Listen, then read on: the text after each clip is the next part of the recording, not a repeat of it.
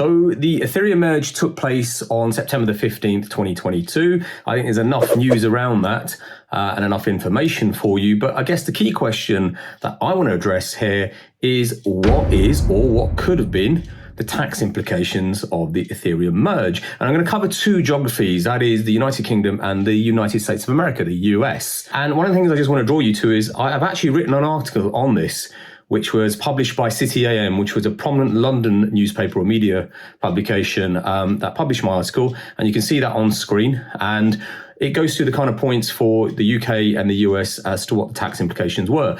And the key considerations really are twofold.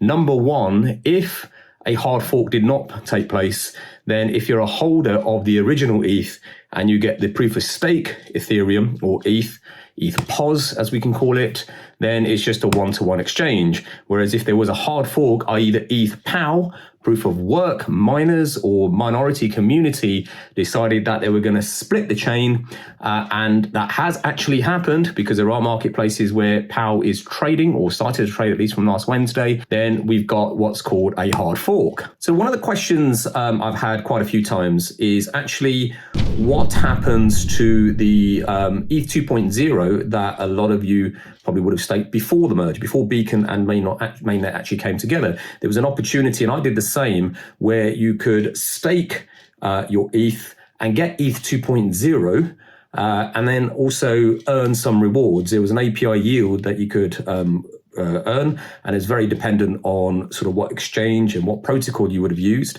But nonetheless, you got those rewards. But what was happening, those rewards are locked away. So they're locked away in the sense that they're accruing. Yes, they are accruing, but they're not coming into your wallet like a normal staking reward would do, an open reward. So in which case, are those rewards still taxable? And in my view, and this should cover the UK and the US, I don't think they should be. They certainly shouldn't be because they're locked away. You as an investor have not got that beneficial control or ownership of the staking rewards. So, the rewards will come back as ETH as well, as a proportion, whatever the yield was.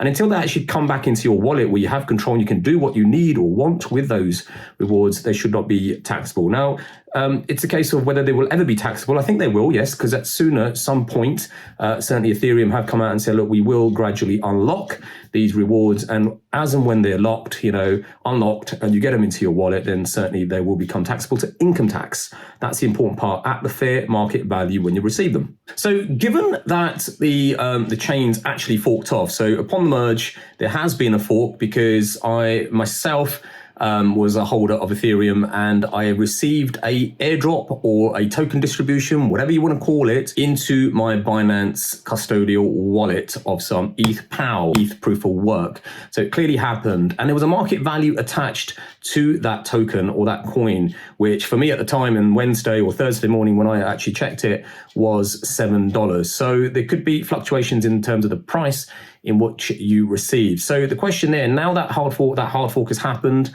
if you similarly receive the same at a market value, are you going to be subject to tax? Well, let me just explain. If you're in the US, then clearly, yes, you will. At the point you received your ETH POW, so for example, in my wallet, I had 3.6 ETH existingly, and I similarly got 3.6 ETH POW. So like for like, I've got exactly the same amount. Now, a lot of people are out there thinking, whoa, have I just doubled my value of ETH?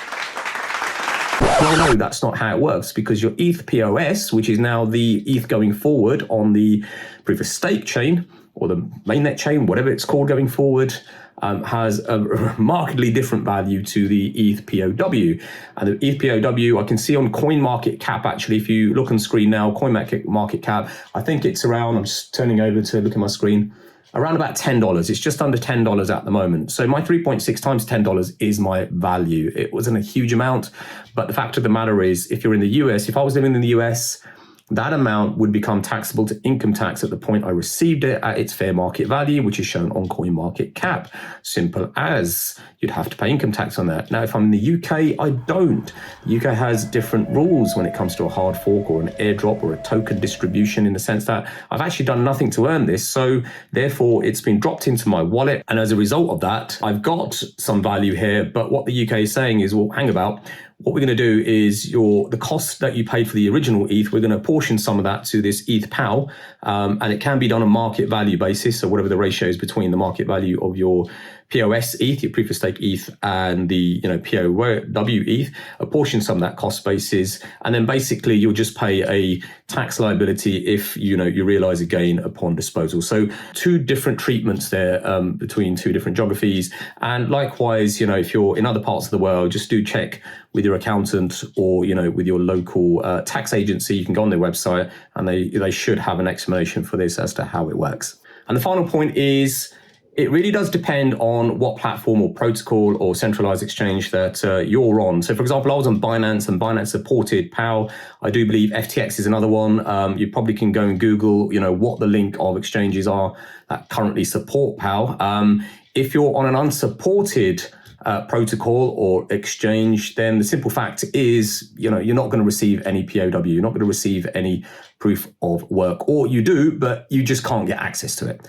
It's as simple as you have that entitlement, but you can't get access to it. And if you can't get access to it, well, then it's not really yours. And in which case there's no tax implication. All that's really happened over the merge is let's say you have one Ethereum, the original Ethereum, it's now merged. Now you've got a one proof of stake Ethereum, which is still going to be called Ethereum. The ticker is ETH.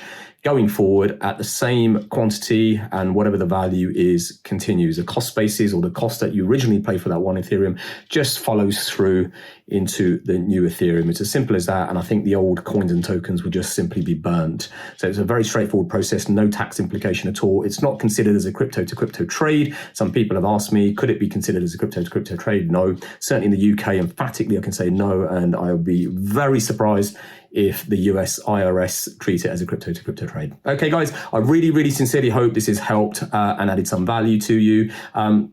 Put your comments in the comments below, of course. And as always, please like and subscribe so I can do more of these videos. Thank you.